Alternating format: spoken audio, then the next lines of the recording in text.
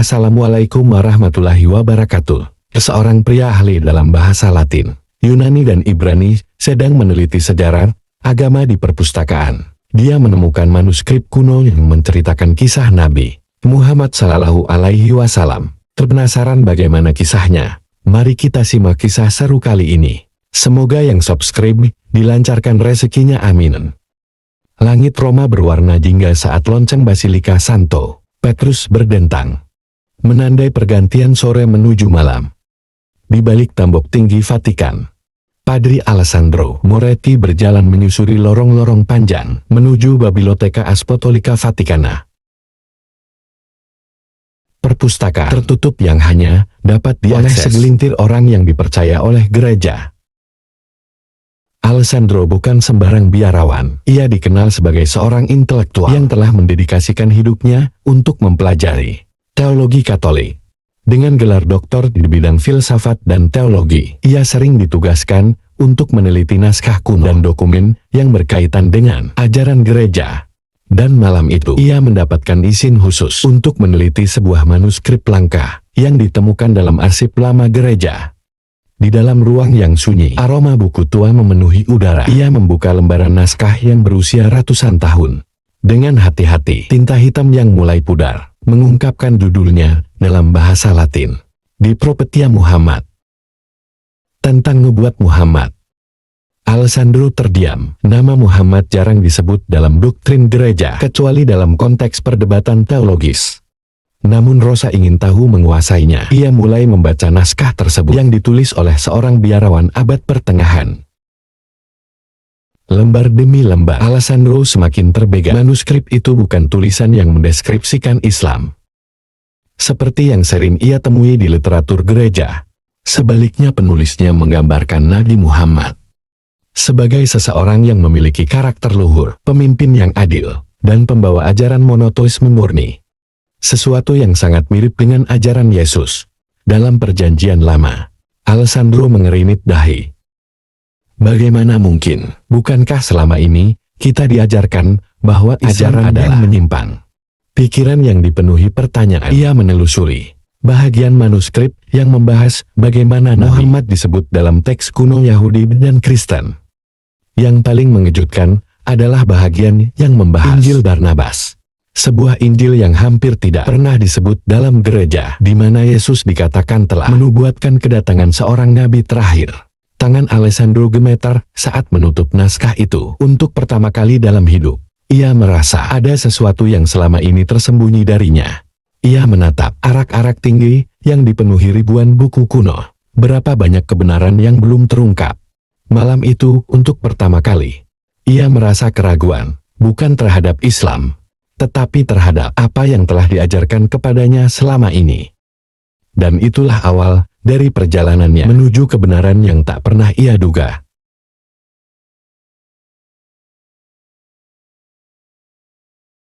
Malam itu, tidur tak lagi menjadi sesuatu yang mudah bagi Pedro Alessandro Moretti. Ia berulang kali memikirkan isi manuskrip kuno yang ia baca di perpustakaan Vatikan. Nama Muhammad yang sebelumnya hanya ia dengar dalam konteks negatif, kini muncul dengan cara yang berbeda, dengan penghormatan dan pengakuan yang mengejutkan. Di dalam kamarnya yang sederhana, Alessandro menyalakan lampu kecil di samping tempat tidur. Tumpukan buku teologi masih terbuka di atas meja kayunya. Biasanya, ia akan membaca dokumen-dokumen gereja sebelum tidur. Tetapi malam ini, pikirannya tertuju pada sesuatu yang lain. Di Propetia Muhammad. Manuskrip itu tidak hanya menyebutkan nama Nabi Muhammad, tetapi juga mengutip sumber-sumber dari Perjanjian Lama dan Perjanjian Baru, yang diyakini merujuk pada kedatangan seorang nabi terakhir. Alessandro mulai mengingat ayat-ayat dalam Injil Yohanes, terutama bahagian yang berbicara tentang Parakletos, atau sang penghibur yang akan datang setelah Yesus. Dan aku akan meminta kepada Bapa, dan ia akan memberikan kepadamu seorang penghibur yang lain, supaya ia menyertai kamu selama-lamanya. Yohanes 14. 2:16. Selama ini, gereja mengajarkan bahwa penghibur yang dimaksud adalah Roh Kudus. Namun dalam penelitian yang lebih mendalam, ia menemukan bahwa beberapa pemikir di luar gereja berpendapat bahwa Penghibur ini bisa jadi adalah seorang nabi, bukan Eroha. Apakah mungkin nabi itu adalah Muhammad? Pikiran itu membuat jantungnya berdetak lebih cepat. Ia tidak bisa menyampaikan pemikirannya ini kepada siapapun di dalam Vatikan. Jika ia mulai mempertanyakan dogma gereja, ia bisa dianggap sebagai pengkhianat. Namun Alessandro tidak bisa mengabaikan perasaannya. Ia merasa perlu menggali lebih dalam. Keesokan harinya, dengan hati-hati Alessandro kembali ke Biblioteca Apostolica Vaticana. Kali ini ia mencari lebih banyak dokumen yang berhubungan dengan Islam. Ia menemukan sebuah buku tua berbahasa Latin yang berjudul Historia Islamica, yang ditulis oleh seorang sejarawan gereja abad ke-10. Buku itu menggambarkan bagaimana umat Andalusia dan Timur Tengah hidup berdampingan dengan Muslim selama berabad-abad, sesuatu yang sangat berbeda dari gambaran terang yang sering ia dengar dalam ceramah gereja. Ia juga menemukan dokumen yang menyebutkan bahwa banyak teks kuno yang menjadi dasar filsafat Eropa justru diselamatkan dan diterjemahkan oleh para cendekiawan Muslim di Baghdad dan Spanyol selama zaman keemasan Islam. Jika Islam adalah agama yang sesat, mengapa begitu banyak pencapaian, ilmu dan filsafat yang berasal dari peradaban Muslim? Semakin banyak yang ia baca, semakin banyak pertanyaan yang muncul. Apakah ada sesuatu yang selama ini disembunyikan dari umat Kristen? Saat ia duduk termenung di sudut perpustakaan, seorang pastor tua bernama Padre Giovanni menghampirinya. "Kau tampak gelisah, Alessandro," ujar Giovanni sambil duduk di sampingnya. Alessandro menatap pastor itu, ragu-ragu untuk berbicara, namun terongan dalam hatinya terlalu kuat untuk diabaikan. "Padre Giovanni, apakah gereja pernah membahas hubungan antara Islam dan Kristen dengan cara yang lebih jujur?" Pastor Giovanni terdiam sejenak, lalu menarik nafas dalam. "Apa yang sedang kau cari, anak muda?" alias cenderung menelan ludah kebenaran pas. Tertua itu menatapnya dalam-dalam. Setelah beberapa saat, ia berbisik dengan suara yang nyaris tak terdengar. "Hati-hatilah, Alessandro. Tidak semua kebenaran di sini boleh diketahui semua orang." Alessandro merasakan sesuatu yang belum pernah ia rasakan sebelumnya. Takut tetapi juga semakin yakin bahwa ia berada di jalan yang benar. Dan pencariannya baru saja dimulai. Malam itu, di dalam kamarnya yang sunyi di Vatikan Pabrik, Alessandro Moretti menatap kosong keluar jendela. Kota Roma terlihat megah dalam cahaya lampu jalanan, tetapi hatinya terasa berat. Ia telah membaca banyak dokumen, mendengar peringatan dari Padre Giovanni, dan kini ada sesuatu yang terus mengusiknya, Al-Quran seumur hidup. Ia hanya mendengar Al-Quran disebut dalam konteks negatif. Di dalam gereja, dikatakan bahwa itu hanyalah kitab buatan manusia, penuh kesalahan, dan bertentangan dengan ajaran Kristen.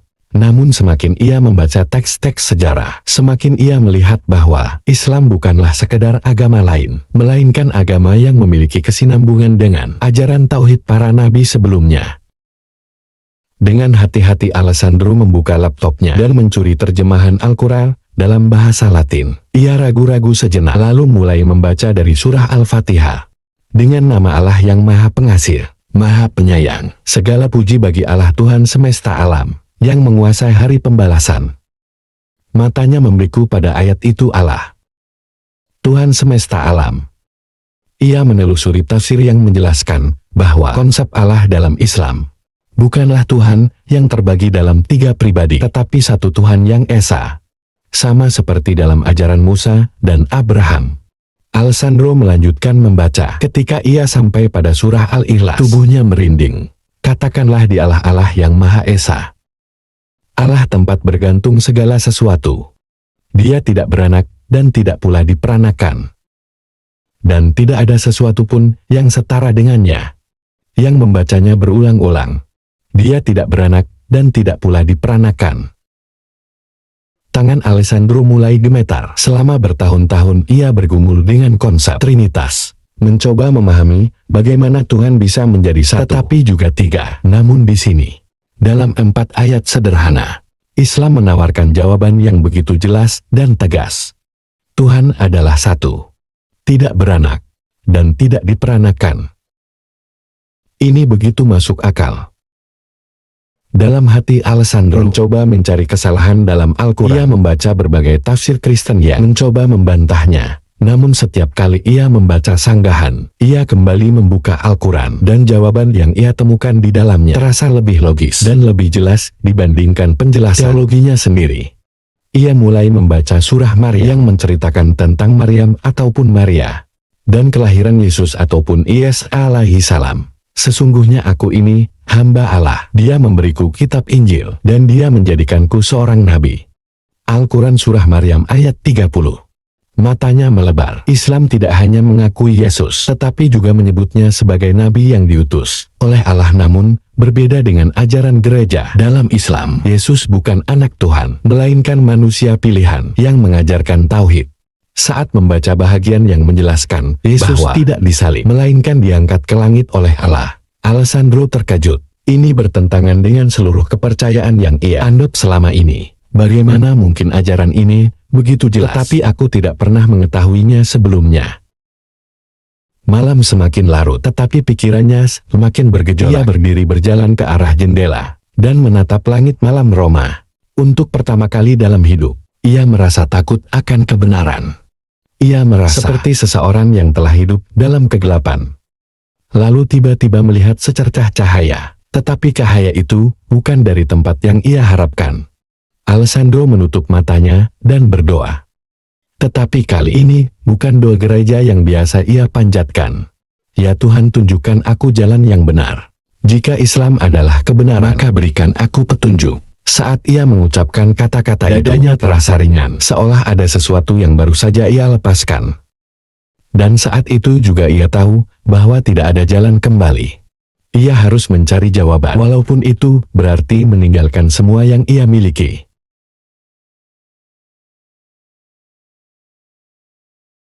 Hati Padri Alessandro Morente dipenuhi gejolak. Ia merasa seperti seseorang pria yang berdiri di tepi jurang menatap ke dalam kegelapan, tidak yakin apakah ia harus melompat atau berbalik. Trinitas penyaliban dan ketuhanan Yesus, tiga pilar utama keimanannya, mulai goyah sejak ia membaca Al-Quran.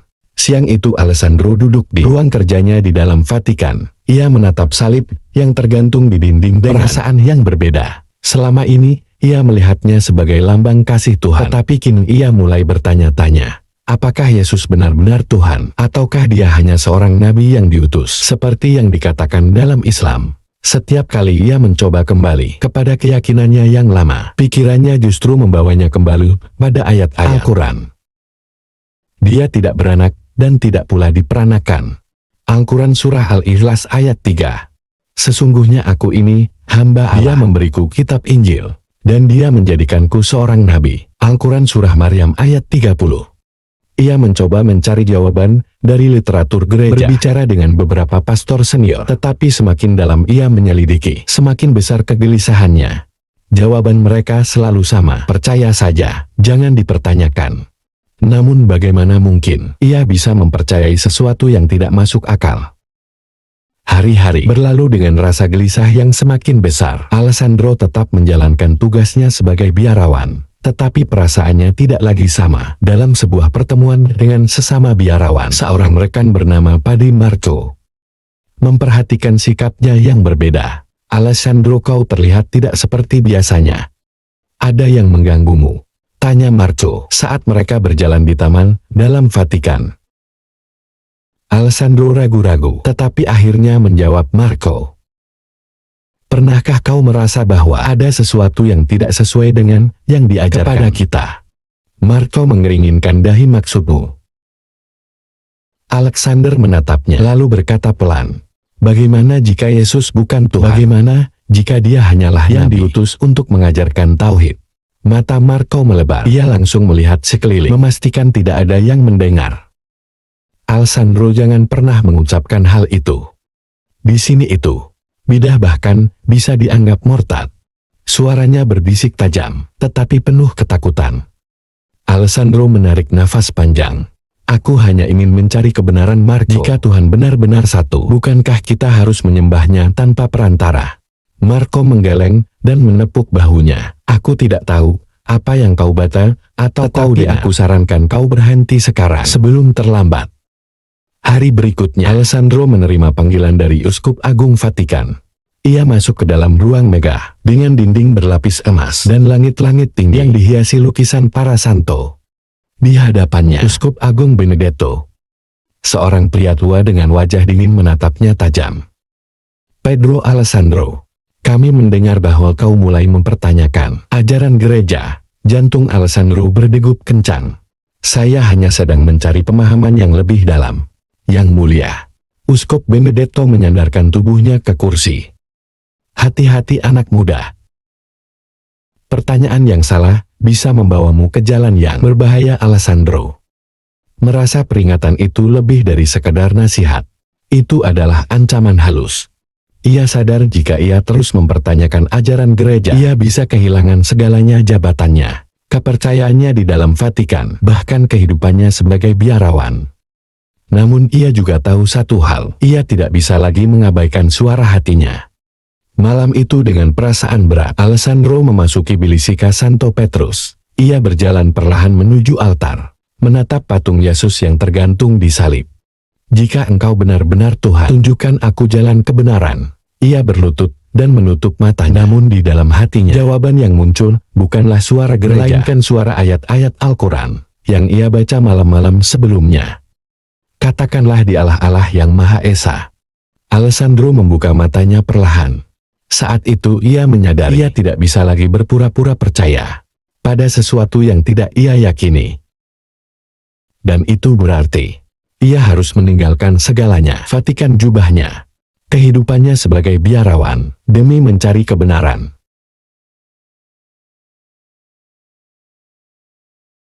Hidup Alessandro Moretti berubah drastis setelah malam itu. Keputusan yang ia buat untuk mencari kebenaran telah membuatnya merasa terasing di tengah hiruk-pikuk Vatikan.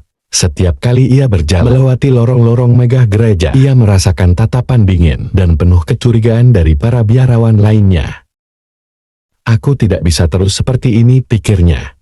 Aku harus menemukan seseorang yang bisa membantuku memahami lebih jauh.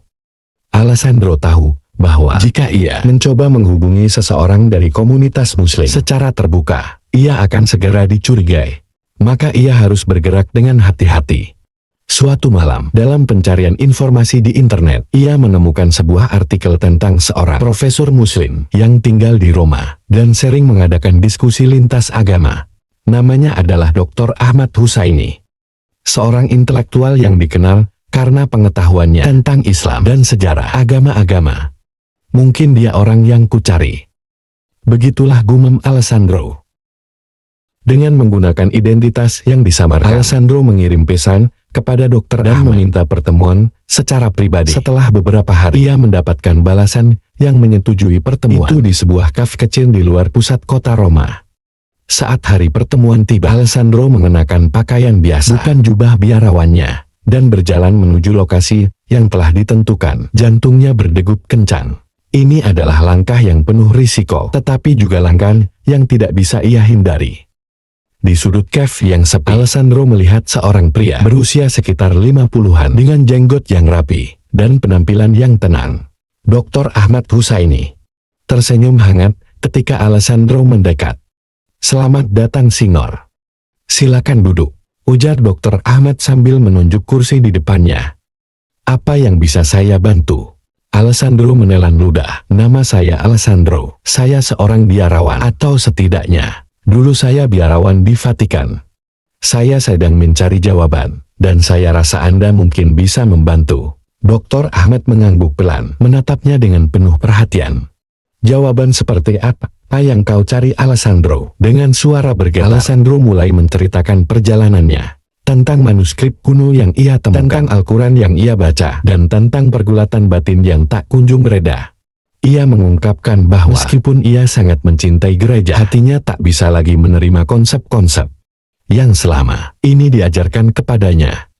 "Aku merasa seperti orang yang tersesat," katanya menundukkan kepala. "Dan aku tidak tahu apakah Islam adalah jawabannya. Tetapi yang pasti, aku tidak bisa lagi hidup dalam kebohongan." Dr. Ahmad mendengarkan dengan tenang tanpa sedikit pun menghakimi. Setelah Alexander selesai, Dr. Ahmad tersenyum lembut. "Alexander, Aku bisa merasakan beratnya beban yang kau tanggung. Islam bukan tentang memaksa seseorang untuk percaya, tetapi tentang mencari kebenaran dengan tulus. Aku tidak di sini untuk mengubah keyakinanmu, tapi aku bisa membantumu memahami apa yang kau ingin ketahui. Pertemuan mereka berlanjut dengan diskusi yang panjang tentang Islam. Dr. Ahmad menjelaskan tentang tauhid, konsep bahwa Allah adalah satu, tidak beranak, dan tidak diperanakan, yang begitu kuat. Menarik hati Alessandro. Dalam Islam, kami percaya bahwa semua termasuk Nabi, Yesus, dan Muhammad membawa pesan yang sama, menyembah satu Tuhan yang esa. Tidak ada sekutu baginya, dan tidak ada yang setara dengannya. Ini adalah ajaran yang juga dibawa oleh Musa dan Abraham, jelas Dr. Ahmad. Alessandro mendengarkan dengan penuh perhatian. Penjelasan itu terasa masuk akal dan mengisi kekosongan yang selama ini ada dalam dirinya. Namun ia juga memiliki pertanyaan yang selama ini membingungkannya. Mengapa Islam begitu salah dipahami di dunia barat? Mengapa banyak yang menganggapnya sebagai agama dan penuh kekerasan? Tanyanya. Dr. Ahmad menghela nafas panjang. Islam sering disalahpahami karena banyak orang yang hanya melihat dari permukaan atau dari tindakan segelintir orang yang tidak memahami agama mereka sendiri. Tapi inti dari Islam adalah perdamaian, keadilan, dan kebenaran. Apa yang kau lihat di media seringkali bagian dari narasi yang lebih besar, yang tidak sepenuhnya mencerminkan ajaran sebenarnya. Pembicaraan mereka berlangsung berjam-jam. Dr. Ahmad tidak memaksa Alessandro untuk masuk Islam. Sebaliknya ia memberikan waktu dan ruang bagi Alessandro untuk berpikir, merenung, dan menemukan jawabannya sendiri. Sebelum mereka berpisah, Dr. Ahmad menawarkan sesuatu yang tak terduga. Alessandro, pernahkah kau mencoba berdoa seperti yang dilakukan Muslim? Mungkin bukan dengan keyakinan penuh, tetapi hanya untuk merasakan kedamaian. Alessandro terdiam. Ia mengangguk pelan. Aku ingin mencobanya. Dr. Ahmad mengajak Alessandro ke sebuah masjid kecil yang tidak jauh dari kahfi di sana. Dengan bimbingan Dr. Ahmad, Alessandro mengikuti gerakan salat, berdiri rukuk, dan akhirnya bersujud. Ketika dahi Alessandro menyentuh lantai, ia merasakan sesuatu yang belum pernah ia rasakan sebelumnya. Sebuah kelegaan, sebuah penyerahan diri yang tulus. Air mata mengalir tanpa ia sadari di dalam hatinya. Ia merasa seolah beban yang selama ini menghimpitnya mulai terangkat. Alessandro tidak tahu apa yang akan terjadi selanjutnya. Tetapi untuk pertama kali dalam waktu yang cukup lama, ia begitu merasa tenang. Malam itu, saat ia berjalan kembali ke apartemen, Alessandro tahu bahwa hidupnya tidak akan pernah sama lagi. Ia telah melangkah ke jalan yang baru, jalan yang dipenuhi dengan pencarian.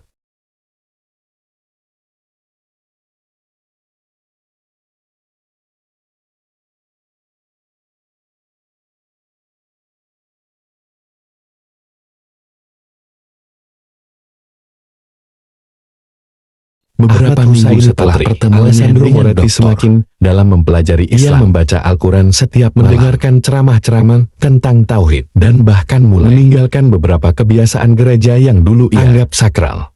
Namun perubahan dalam dirinya tidak luput perhatian rekan-rekannya di Vatikan. Para biarawan mulai menyadari bahwa jarang hadir dalam misa, dan semakin sering menyendiri di perpustakaan membaca buku-buku yang tidak biasa. Hari itu, saat ia berjalan di Taman Vatikan, Pedro Marco, sahabatnya sejak lama, mendekatinya dengan ekspresi serius. Alessandro, aku harus berbicara denganmu. Alessandro menghentikan langkahnya dan menatap Marco. Apa yang terjadi? Marco menarik nafas dalam. Kau berubah. Kau tidak seperti dulu lagi. Banyak yang mulai mempertanyakan kesetiaanmu kepada gereja. Alessandro menelan ludah. Aku tidak bermaksud menimbulkan kecurigaan. Aku hanya mencari kebenaran, Marco. Mata Marco menyipit kebenaran. Apa kau sudah menemukannya di sini, dalam gereja? Jika kau terus bertanya-tanya, kau akan dianggap sebagai pengkhianat. Alessandro menghela nafas, mencoba menenangkan dirinya. Aku tidak ingin mengkhianati siapapun. Tapi Marco, bagaimana jika yang selama ini kita percaya tidak sepenuhnya benar? Bagaimana jika Yesus Tuhan melainkan hanya seorang nabi? Marco mundur selangkah, matanya melebar. Astaga Alessandro, kau benar-benar sudah tersesat. Suasana menjadi tegang. Marco menatapnya dengan ekspresi kecewa. Jika kau terus seperti ini, kau akan kehilangan segalanya. Tak lama setelah pertemuan itu, Alessandro menerima panggilan dari Dewan Gereja. Ia diminta untuk datang ke sebuah pertemuan dengan Uskup Agung Benedetto, yang sebelumnya telah memperingatkannya. Saat Alessandro masuk ke dalam ruangan besar dengan dinding dan patung-patung para santu, ia merasakan hawa yang menekan. Para uskup dan biarawan senior duduk di sekeliling meja panjang. Uskup Benedetto menatapnya tajam. "Padri Alessandro, ada laporan bahwa kau mulai menyimpang dari ajaran gereja. Kami ingin mendengar penjelasan darimu sendiri." Alessandro merasa keringat dingin mengalir di punggungnya. Ia tahu ini adalah saat yang krusial. "Yang mulia, saya hanya ingin memahami lebih dalam tentang agama-agama lain, termasuk Islam." Seorang uskup lain mengeringin dahi. "Islam? Mengapa seorang biarawan Katolik ingin memahami Islam?" Alexander menarik nafas dalam. "Karena ada banyak hal dalam ajaran kita yang tidak lagi saya yakini. Saya ingin mencari jawaban yang lebih logis dan mendalam." Ruangan menjadi hening. Beberapa biarawan berbisik satu sama lain. Uskup Benedetto menyandarkan tubuhnya ke kursi. "Jadi kau tidak lagi percaya pada Trinitas?" Alessandro menundukkan kepala. "Saya tidak bisa membohongi hati saya sendiri. Saya tidak lagi yakin bahwa Yesus adalah Tuhan. Saya percaya bahwa Tuhan itu esa." Seseorang biarawan berdiri dengan wajah merah. "Kau menghina keimanan kita, Alessandro. Ini adalah penghujatan." Uskup Benedetto menghela nafas panjang. "Dengar anak muda, kami telah mengawasi pergerakanmu selama beberapa waktu. Kau berbicara dengan orang-orang yang tidak seharusnya kau temui, membaca buku-buku yang seharusnya tidak kau baca." Yang menatap Alessandro dengan tajam. "Jika kau terus berjalan di jalur kau ini, tidak akan bisa kembali. Kau akan diusir dari gereja, dicabut status kepastoranmu, dan dikucilkan dari komunitas ini." Alessandro menatap mereka semua.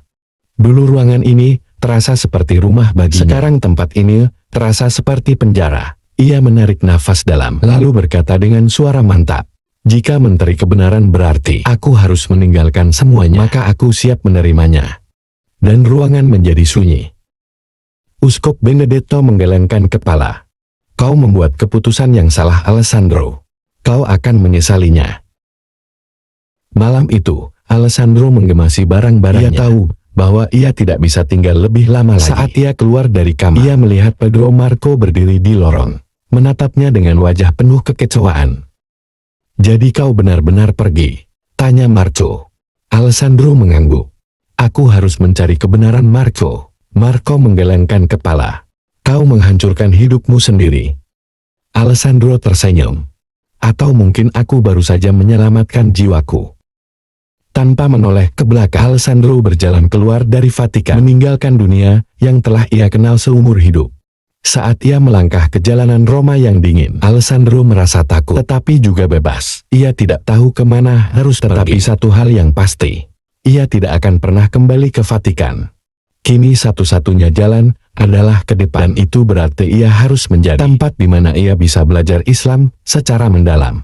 Dan perjalanannya menuju hidayah baru dimulai. Malam itu, Alessandro Morenti berdiri di bandara Roma dengan satu tas kecil di tangannya. Ia telah meninggalkan Vatikan, jubah biarawannya, dan seluruh kehidupannya sebagai seorang pendeta. Ia tahu bahwa jika ia tetap tinggal di Italia, ia akan terus diawasi, bahkan mungkin diburu oleh gereja. Dr. Ahmad Hussaini, satu-satunya orang yang bisa ia percaya, telah menyarankan satu tempat di mana ia bisa belajar Islam dengan lebih aman, yaitu Maroko. Di sana kau bisa menemukan para ulama yang akan membantumu memahami Islam lebih dalam. Dan yang terpenting, kau bisa belajar tanpa rasa takut, tanpa ragu. Alessandro membeli tiket pesawat ke Casablanca, sebuah kota yang dikenal sebagai jantung Islam Afrika Utara. Saat pesawat lepas landas meninggalkan Italia, ia menatap langit malam. Ia tidak tahu apa yang menantinya di negeri asing itu. Tetapi untuk pertama kali dalam hidup, ia merasa bebas. Begitu tiba di Casablanca, Alexander terkejut dengan suasana yang sangat berbeda dari Roma. Suara azan menggema di udara, orang-orang berbicara dalam bahasa Arab, dan di sekelilingnya berdiri masjid-masjid megah dengan arsitektur Islam yang indah. Ia berjalan keluar dari bandara dengan hati berdebar. Ia merasa seperti anak kecil yang baru belajar berjalan. Di negeri ini, ia adalah orang asing, tanpa keluarga, tanpa teman, dan tanpa rencana yang pasti. Namun ia tidak sendiri. Dr. Ahmed telah menghubungkannya dengan seorang bernama Syekh Abdul Karim yang tinggal di sebuah madrasah di Casablanca. Dengan menaiki taksi tua, Alessandro menuju tempat yang akan menjadi rumah barunya, sebuah sekolah Islam di mana ia akan belajar tentang agama yang telah mengubah hidupnya. Saat pertama kali bertemu, Syekh Abdul Karim alaihi salam merasa tua itu tersenyum lembut dan menyambutnya seperti seorang ayah. "Kau datang dari jauh anakku. Apa yang kau cari?" tanya sang Syekh dengan suara lembut. Alessandro menunduk. "Saya telah meninggalkan semua yang saya miliki di Italia karena saya merasa bahwa Islam adalah kebenaran. Tetapi saya masih banyak yang harus saya pelajari." Syekh mengangguk. "Kau datang ke tempat yang tepat. Islam bukan hanya tentang keyakinan, tetapi juga tentang ilmu dan pemahaman. Kau akan belajar dari awal, layaknya seorang bayi yang baru lahir." Dan begitulah dimulainya perjalanan Alessandro di dunia baru ini. Setiap hari ia duduk di antara para pelajar muslim, belajar tentang rukun Islam, sejarah Nabi Muhammad, makna tauhid, dan bagaimana menjalankan salat dengan benar. Awalnya ia merasa canggung, tetapi semakin dalam ia belajar, semakin ia merasa bahwa Islam adalah agama yang begitu logis dan penuh kedamaian, sesuatu yang selama ini ia cari. "Dulu aku harus menerima doktrin gereja tanpa pertanyaan, tapi di sini aku diajarkan untuk berpikir, bertanya, dan memahami. Ini adalah kebebasan yang sesungguhnya, namun tidak semua berjalan mudah." Suatu hari, Alessandro menerima email dari keluarganya di Italia. "Kami mendengar kau meninggalkan gereja. Apa yang telah kau lakukan? Kau telah menghancurkan keluarga kita. Kembali sebelum semuanya terlambat." Ibunya menulis dengan penuh kepedihan. Ayahnya yang selama ini begitu bangga dengan keputusannya menjadi biarawan, bahkan tidak mau berbicara dengannya. Alessandro menatap layar laptopnya dengan hati yang berat. Ia tahu bahwa pilihannya akan menyakitkan bagi keluarganya, tapi ia tidak bisa mengingkari kebenaran yang telah ia temukan. Di hari lain, saat ia berjalan pulang dari masjid, ia didekati oleh seorang pria asing. "Kau orang Italia, bukan? Apa yang kau lakukan di sini?" Alessandro merasa waspada. "Aku sedang belajar." Pria itu tersenyum sinis. "Kau lebih baik kembali ke negerimu. Islam bukan untuk orang seperti kalian." Hati Alessandro terasa sakit. Ia telah meninggalkan segalanya untuk Islam, tetapi masih ada orang yang meragukan keikhlasannya. Malam itu, ia berdoa dengan air mata mengalir di wajahnya. "Ya Allah, aku telah menyerahkan hidupku untuk mencarimu. Jangan biarkan aku goyah, kuatkan hatiku." Dan saat ia sujud, ia merasa lebih damai dari sebelumnya. Suatu hari setelah berbulan-bulan belajar, Syekh Abdul Karim mendekatinya setelah salat subuh. "Alessandro, apakah kau siap untuk mengambil langkah terakhir?" Alessandro mengangkat wajahnya. "Langkah terakhir?" Syekh tersenyum. Mengucap syahadat secara resmi menjadi seorang muslim. Jantung Alessandro berdegup kencang. Ia telah belajar, ia telah berdoa, ia telah berjuang, dan kini saatnya telah tiba. Dengan hati yang mantap ia berkata, "Saya siap di depan para murid madrasah." Dengan suara lantang, ia mengucapkan kalimat yang akan mengubah hidup selamanya. "Asyhadu alla ilaha illallah wa asyhadu anna Muhammad Rasulullah." Air mata mengalir di pipinya. Seluruh hadirin mengucapkan Allahu Akbar. Dan Alessandro merasa seolah seluruh beban yang selama ini ia pikul telah hilang. Ia bukan lagi Pedri Alessandro Moretti. Kini ia adalah Ali Moretti, seorang muslim, dan ini hanyalah awal dari perjalanan barunya. Ali Moretti terbangun dengan perasaan yang berbeda. Udara Casablanca terasa lebih segar, dan sinar matahari yang menyelinap ke dalam kamarnya terasa lebih hangat dari biasanya. Ia bukan lagi Alessandro, biarawan Vatikan. Ia adalah seorang muslim. Setelah mengucapkan syahadat malam sebelumnya, ia merasakan kedamaian yang belum pernah ia alami sebelumnya. Namun di balik kebahagiaan itu, ia juga sadar bahwa perjalanannya baru saja dimulai. Hari itu ia kembali menemui Syekh Abdul Karim yang telah membimbingnya dalam Islam selama berbulan-bulan. "Bagaimana perasaanmu setelah bersyahadat, Ali?" tanya sang Syekh dengan senyum lembut. Ali tersenyum kecil. "Jujur aku merasa lebih ringan, seolah beban yang selama ini menekanku telah hilang. Tetapi aku juga merasa sedikit takut. Aku tahu bahwa aku telah meninggalkan hidupku yang lama, dan aku tidak tahu apa yang menantiku." Syekh Abdul Karim mengangguk. "Kau tidak sendirian anakku. Banyak orang yang masuk Islam merasakan hal yang sama. Tapi ingat, Allah tidak akan meninggalkanmu. Kau telah mengambil langkah besar menuju kebenaran. Dan sekarang kau harus belajar bagaimana menjalani hidup sebagai seorang muslim." Ali mengangguk. Ia siap menghadapi segala tantangan yang ada di hadapannya. Sejak hari itu, Ali mulai menjalani kehidupan barunya. Ia kini salat 5 waktu, belajar membaca Al-Quran dalam bahasa Arab, memahami lebih dalam ajaran Islam. Namun ada satu hal yang menjadi tantangan besar baginya, salat subuh. Selama bertahun-tahun, ia terbiasa bangun pagi untuk misa di gereja. Tetapi bangun sebelum fajar untuk salat subuh adalah sesuatu yang baru baginya. Malam pertama setelah bersyahadat, ia memasang alarm untuk bangun sebelum fajar. Namun, ketika alarm berbunyi, tubuhnya terasa begitu berat. Setan membisikkan bahwa ia masih lelah, bahwa ia bisa tidur beberapa menit lagi. Namun ia segera teringat sesuatu yang diajarkan oleh Syekh Abdul Karim. Salat subuh adalah ujian pertama seorang muslim setiap harinya. Jika kau bisa melewatinya, kau akan lebih kuat menghadapi godaan lainnya. Dengan susah payah, Ali bangun mengambil wudhu dan pergi ke masjid. Saat ia sujud dalam salat subuh pertamanya sebagai seorang muslim, ia merasakan sesuatu yang begitu mendalam.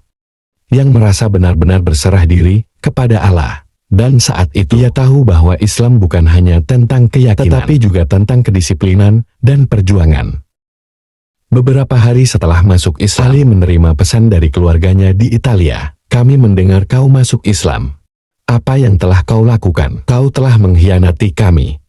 Ibunya menangis dalam pesan suara yang ia kirimkan. Ayahnya tidak ingin berbicara dengannya. Saudara-saudaranya menyebutnya sebagai pengkhianat. Agama Ali menatap layar ponselnya dengan perasaan campur aduk. Ia tahu ini akan terjadi, tetapi tetap saja hatinya sakit. Ia menghubungi ibunya, tetapi saat ia mulai berbicara, ibunya hanya menangis dan berkata, "Aku tidak punya anak seorang muslim." Seketika sambungan telepon terputus. Ali menutup matanya, menahan air mata yang ingin keluar. Ia telah kehilangan keluarganya. Namun saat ia duduk dalam kesedihan, salah seorang teman muslimnya di madrasah menepuk bahunya. "Kami adalah keluargamu sekarang, Ali." Dan ia menyadari satu hal. Ia memang telah kehilangan keluarganya di Italia, tetapi ia mendapatkan keluarga baru dalam Islam. Beberapa hari kemudian, saat ia duduk di taman masjid setelah salat asar, ia bertemu dengan seorang pria bernama Jean Pierce, yang juga seorang mualaf. "Aku masuk Islam 2 tahun lalu," kata Jin sambil tersenyum. "Aku juga kehilangan keluargaku seperti dirimu. Tetapi jangan khawatir, Allah selalu menggantikan sesuatu yang telah hilang dengan sesuatu yang lebih baik." Mereka berbicara lama tentang pengalaman mereka. Jans mengatakan sesuatu yang sangat menyentuh hati Ali. Menjadi muslim di dunia barat itu berat. Tetapi kita harus ingat bahwa Nabi Muhammad juga mengalami hal yang sama. Dia ditolak oleh keluarganya, diusir dari kampung halamannya, tetapi tidak pernah menyerah. Kita juga tidak boleh menyerah. Ali tersenyum. Ia merasa lebih kuat setelah mendengar kisah Jean Pierce. Ia tahu bahwa menjadi seorang muslim bukan berarti hidupnya akan lebih mudah. Justru tantangannya baru saja dimulai. Tetapi satu hal yang pasti, ia tidak akan pernah kembali ke jalan yang lama. Kini hanya ada satu tujuan berikutnya dalam hidup. Ia harus pergi ke Mekah. Dan itu akan menjadi perjalanan spiritual terbesar dalam hidupnya.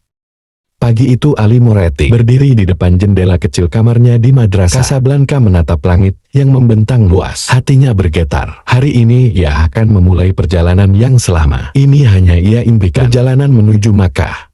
Sejak mengucapkan syahadat, Ali merasakan kedamaian yang luar biasa. Tetapi ia tahu bahwa keimanannya belum langkah menapakkan kaki di tanah suci.